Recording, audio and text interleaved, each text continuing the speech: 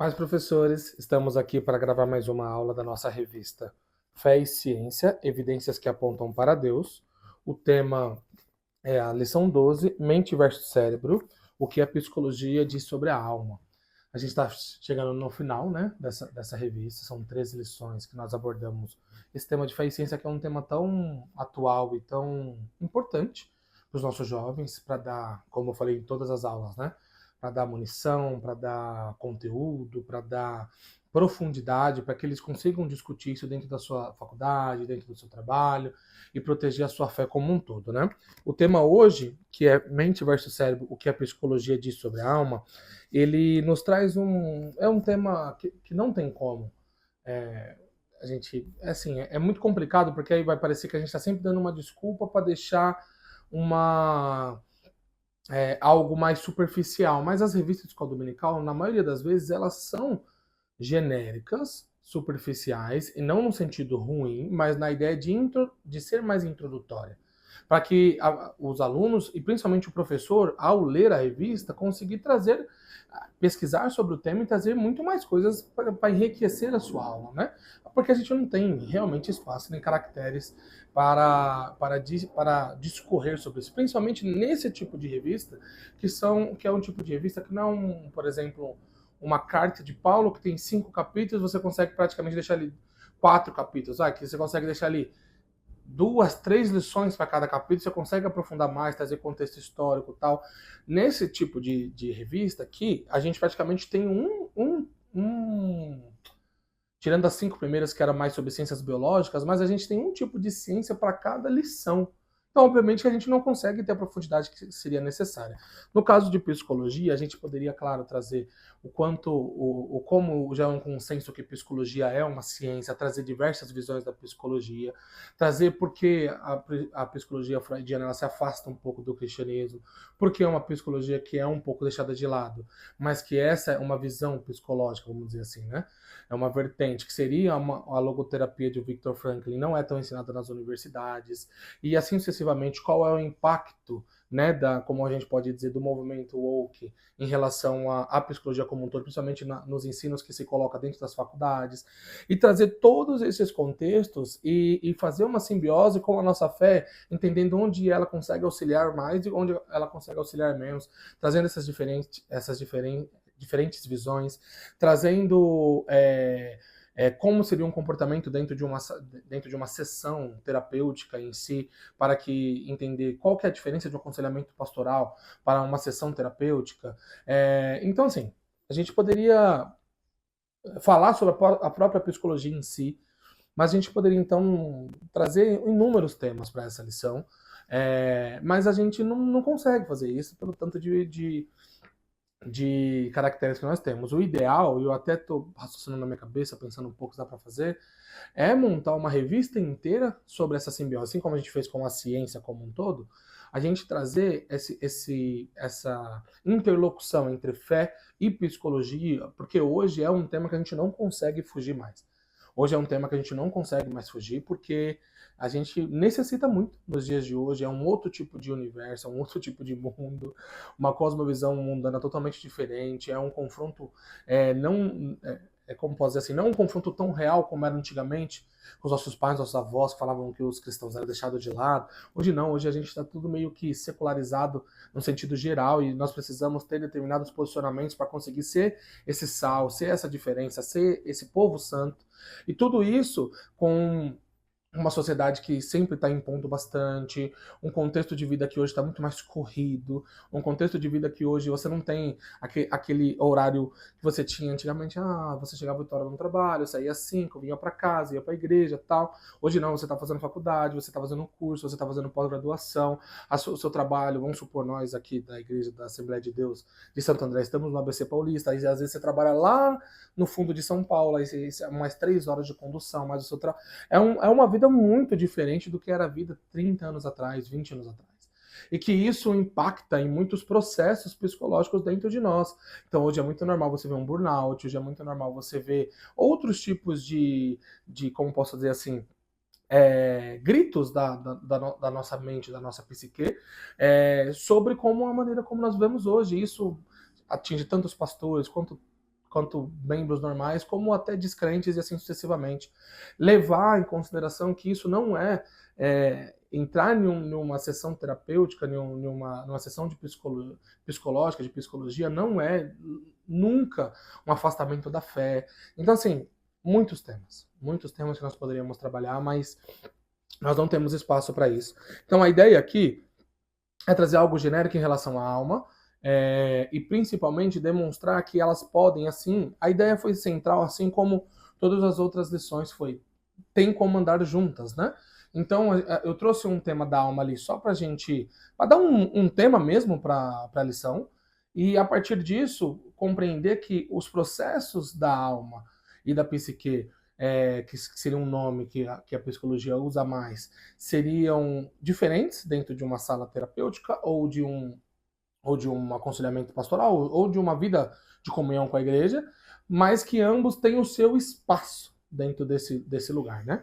Então, vamos lá. Os objetivos são entender o seguinte, não quero ser longo aqui, porque até como eu disse para vocês, a gente precisaria,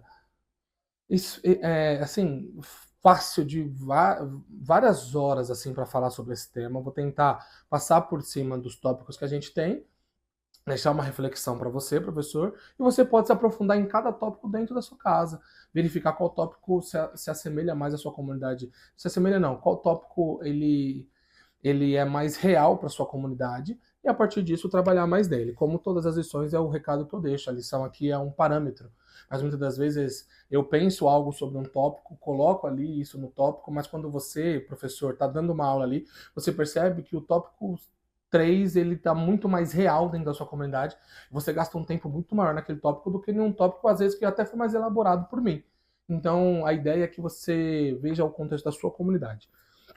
Os objetivos são entender o significado da alma na Bíblia e na teologia, refletir a respeito da nossa mente, agora ser a mente de Cristo, compreender como uma mente renovada é aplicada no nosso cotidiano. O primeiro tópico ele vai colocar para nós o que é alma, perspectivas bíblicas e psicológicas, né? Automaticamente, quando nós vamos para a Bíblia, e aqui a gente não tem espaço, mais uma vez, para trabalhar a ideia de tricotomia, dicotomia, se nós somos corpo, alma e espírito, ou vamos dizer assim, ou se nós somos corpo, alma e espírito sendo a mesma coisa, vamos dizer assim, então dicotômico. Nós não temos esse período, esse tempo para expor essas visões, mas no sentido geral, o que está ligado à alma está ligado sobre algo imaterial a nós, onde é o centro das nossas emoções, como um todo, emoções de tristeza, felicidade, onde está uma construção do imaterial de quem nós somos, né? Obviamente que a Bíblia ela vai colocar alguns símbolos, né, como o coração. Então, o coração do homem, obviamente que ele não está dizendo, um dos tópicos vai dizer isso, não do coração de carne que bate ali, que a gente tem, que nós temos dentro de nós, mas a ideia de um lugar dentro de nós onde está o centro das nossas emoções, que essa é a alma, né? Quando nós vamos para a Bíblia, nós vamos perceber, então, ali em Salmos 39.5, né?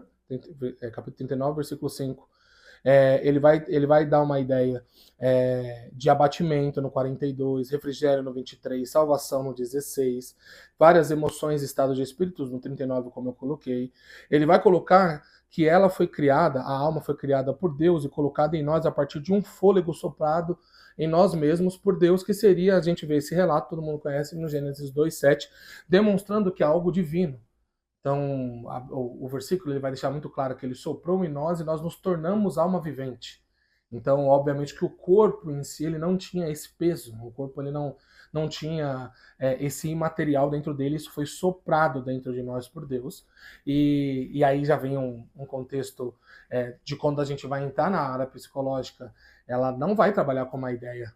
Tudo bem que tem visões que sim, como eu falei no começo, mas no geral ela não vai trabalhar com uma ideia de um sopro divino, mas sim de algo imaterial dentro de nós, que seria a nossa psique, que seriam conjuntos construídos de acordo com biologia, genética e também do contexto onde nós crescemos e vivemos hoje.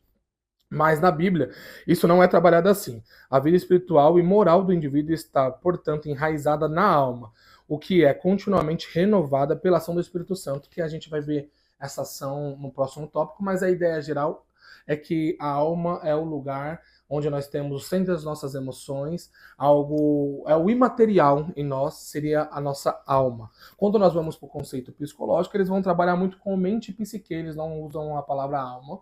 Quando nós vamos para Freud, né? O Freud ele vai trazer que a psique humana é um sistema complexo de processos mentais e conflitos internos com uma base biológica. Ele acreditava que nossos comportamentos são principalmente influenciados por esses processos psicológicos e biológicos, e não por entidades imateriais separadas do corpo. Então, como eu disse, a ideia freudiana ela se distancia um pouco do que nós entendemos do cristianismo como fé.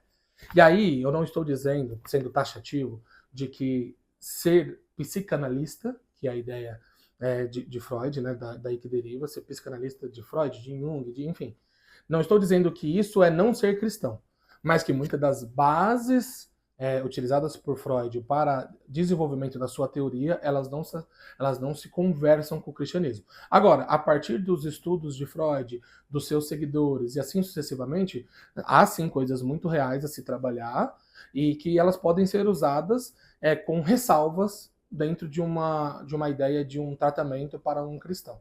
Então isso é uma coisa muito importante a se considerar. Então nós temos pastores, por exemplo, tem um pastor que já veio aqui bastante no nosso ministério, o Alain Brizotti, que ele é um psicanalista hoje. E a ideia de ele ser psicanalista, mesmo sendo um pastor pentecostal, para ele não foi uma coisa que uma anulou a outra, porque ele conseguiu retirar o que não funciona, ou que não é real para uma pessoa cristã, e conseguiu trazer aquilo que ele poderia utilizar dentro de um processo, de um tratamento de um paciente, na maioria das vezes, dele cristão. Então, no caso de Freud, a mente ela é desenvolvida por uma ideia biológica, genética praticamente, e principalmente de uma ideia social, da onde ele cresceu, o meio, né, o fruto do meio. Essa é basicamente a ideia geral. Por outro lado, Viktor Frankl, em sua abordagem logoterapêutica, introduz uma perspectiva que reconhece a dimensão espiritual do ser humano. Viktor Frankl, para quem conhece, é aquele que escreveu um dos livros muito famosos, que é Em Busca de Sentido, ele demonstrando como que pessoas dentro de campos de concentração conseguiam encontrar sentido ainda na vida, mesmo tendo uma vida assim, não tem nem palavras para explicar a vida que eles tinham lá dentro, né? Então é esse Viktor Frankl aqui. Para Frankl, a busca por sentido é a motivação central da vida humana. Então, a busca por um sentido geral é o central da vida humana. E esse sentido muitas vezes está relacionado a valores espirituais e existenciais. Então, Viktor Frankl já vai para uma abordagem totalmente contrária de Freud. Eu trouxe essas duas aqui na revista para demonstrar que dentro, eu não consegui explicar as visões, mas dentro de determinadas visões, algumas se assemelham mais, outras se assemelham menos ao que nós temos de ideia como alma, tá? Então, para finalizar, o último parágrafo vai dizer: o que podemos entender de tudo isso? A alma é o nosso lado imaterial e espiritual que foi afetado pela queda e reconectado na cruz. Ela molda o nosso comportamento e propósito de vida. Ao buscar entender a mente e os padrões do comportamento, identificamos influências materiais e psíquicas. A psicologia nos oferece ferramentas valiosas para enfrentar esses conflitos internos e traumas, embora essas abordagens não lidem diretamente com o lado espiritual. Que aí, o nosso próximo tópico vai trazer isso muito bem. Vamos estabelecer aqui. Deus pode curar doenças psíquicas? Pode. Quando a gente pode colocar assim, Deus pode algo, sempre a resposta é pode.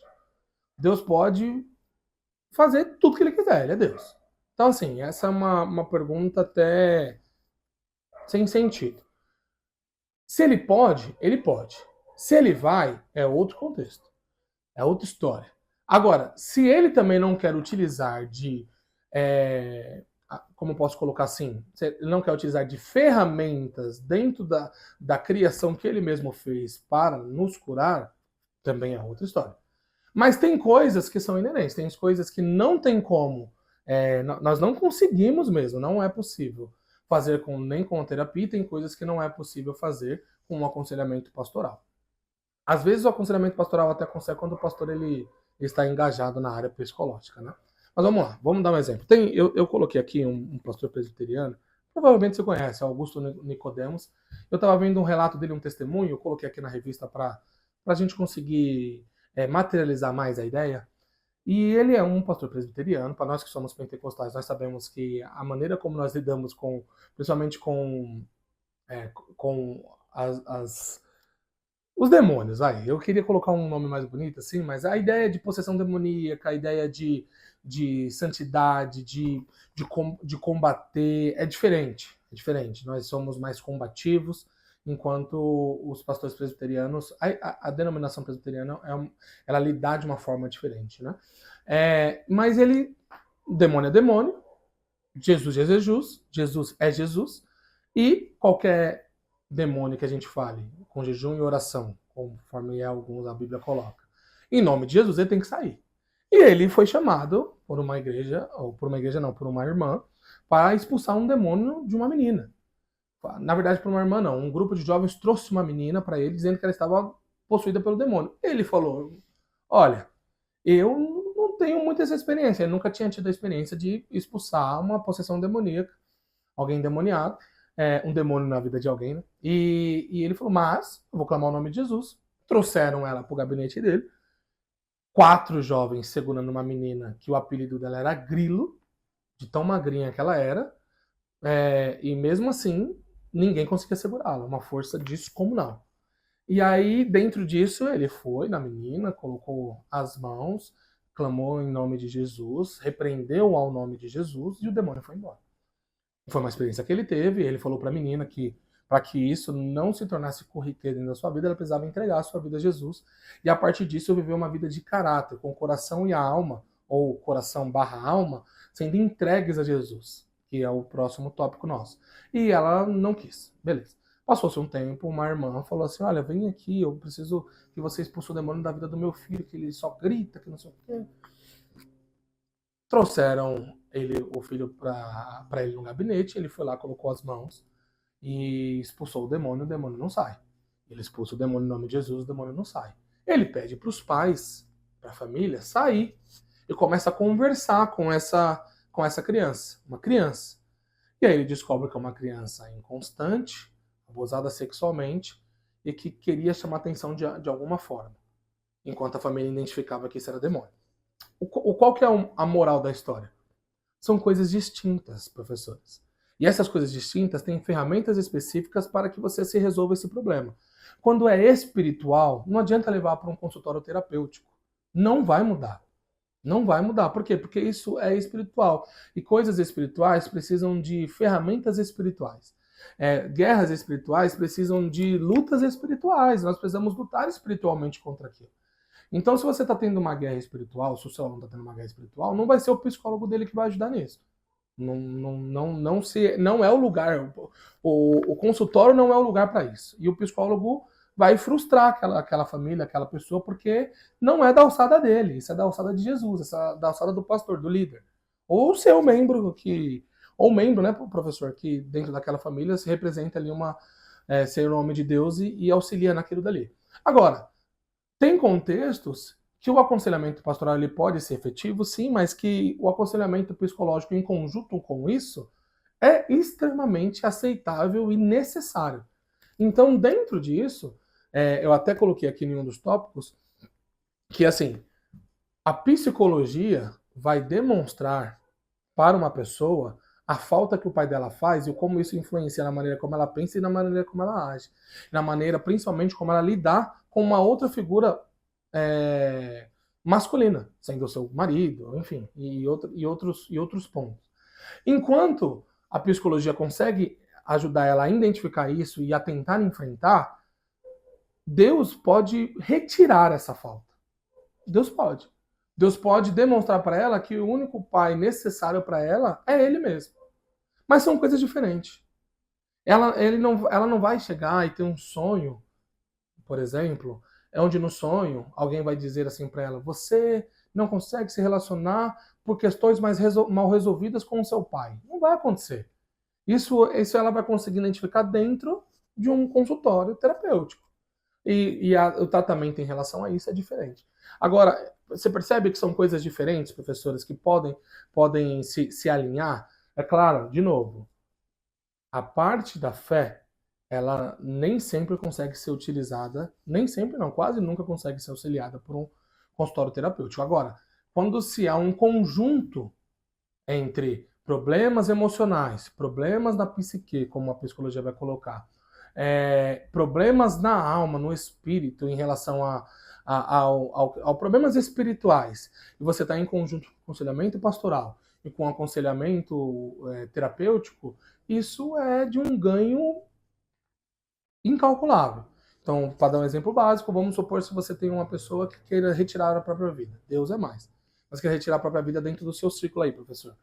Se essa pessoa é acompanhada por você, professor, pelo pastor, trazendo conteúdos bíblicos, demonstrando como ela é importante, o que Jesus fez por ela, tal, em conjunto a isso, ela tem um auxílio de um psiquiatra numa medicação e de um psicólogo para entender o porquê ela chegou em uma posição como essa, o ganho desse trabalho como um todo é muito grande. Aí você pode perguntar, mas Deus pode chegar lá e pegar na depressão, retirar? Pode. Mas se ele não fizer, você vai deixar ela se matar? Então, tudo isso é um contexto para trazer a você que elas não são inimigas. Psicologia e fé não são inimigas, elas precisam andar juntas. E dentro dessa ideia de andar juntas, obviamente que tem funções que são de um lado e não são do outro. Mas quando são trabalhados em conjuntos, elas podem trazer coisas muito boas para nós. Os outros dois tópicos, eles vão trazer uma ideia bem diferente, né, em relação a uma coisa mais prática. A mente de Cristo pode transformar o poder transformador da renovação mental, né? Onde nós vamos trazer que nós, porém, temos a mente de Cristo e o caráter de Cristo, ele vai entrar na morte do nosso próprio caráter. Então, não vai ser como posso dizer, um upgrade do nosso caráter, e sim a ideia de que nós somos caídos, o pecado entrou dentro da nossa alma, e nós precisamos que o caráter de Cristo sucumba essa veia pecaminosa dentro de nós, e esse é um poder que é o Espírito Santo que faz dentro de nós. Ele vai nos transformando, nos moldando ao caráter de Cristo. É isso que esse tópico vai trazer, com algumas referências bibliográficas que você pode também se aprofundar. O quarto tópico vai trazer para nós guardando o coração, a mente, a alma e o comportamento. Aqui vai trazer uma ideia de que guardar o coração é como cuidar de um jardim. Olha que legal. O coração não é só um órgão que bate no peito, mas o centro das nossas emoções, pensamentos e decisões. Quando a gente cuida do que entra na nossa mente e alma, estamos protegendo da fonte de tudo que fazemos e de quem somos. A ideia é o quê? Tudo que nós alimentamos a nossa alma vai reverberar de como nós vamos agir. Então, se isso entra dentro de nós, se nós colocamos comida podre, se nós colocamos... E eu estou falando espiritualmente mesmo, imaterialmente dizendo. Então, tudo que nós consumimos, se for ruim, as nossas atitudes e pensamentos vão ser ruins também. Então, nós precisamos entender e compreender que é necessário alimentarmos bem a nossa alma, o nosso coração, o nosso espírito. Você pode utilizar a palavra que você quiser, a nossa mente, para que a partir disso, alimentar isso com a palavra de Deus, coração, com jejum, com comunidade religiosa, com comunhão, para que as nossas decisões e as nossas atitudes a partir disso reflitam aquilo que nós alimentamos, aquilo que nós ingerimos. Então, esse é o sentido padrão de plantar uma coisa boa para receber o fruto bom, né?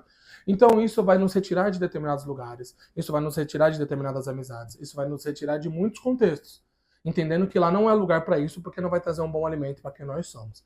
Então, essa é a ideia de guardar o coração para que ele floresça de uma forma boa, para que nós conseguimos cumprir aquilo que nós fomos chamados a ser, adoradores, vocacionados e servos, no sentido geral. Então, essa é a ideia que eu quis trazer geral para vocês, professores. Vocês podem se aprofundar em qualquer um dos tópicos que vocês têm aí e ver qual que fica melhor para a sua comunidade religiosa.